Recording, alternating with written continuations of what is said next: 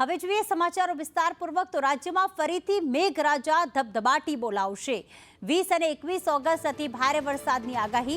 એક સાથે 5 વરસાદી સિસ્ટમ સક્રિય થતા વરસાદ રહેશે અમરેલી ભાવનગર નવસારીમાં રેડ એલર્ટ આપવામાં આવ્યું છે તો સુરત વલસાડ દાદરાનગર હવેલીમાં પણ રેડ એલર્ટ ગીર સોમનાથ પોરબંદર જૂનાગઢમાં ઓરેન્જ એલર્ટ આપવામાં આવ્યું છે દ્વારકા તાપી ડાંગ અને પંચમહાલમાં પણ ઓરેન્જ એલર્ટ અપાયું તો વડોદરા ભરૂચ દાહોદમાં ઓરેન્જ એલર્ટ કચ્છ જામનગર રાજકોટમાં પણ વરસાદની આગાહી જે છે તે વ્યક્ત કરવામાં આવી છે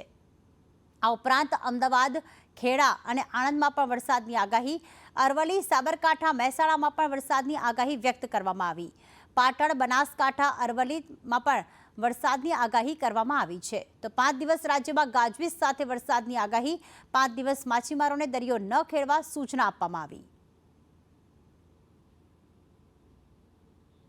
તો આજથી 5 દિવસ સુધી ગાજવીજ સાથે કેટલાક જિલ્લાઓમાં વરસાદની આગાહી કરવામાં આવી છે કઈ જગ્યાએ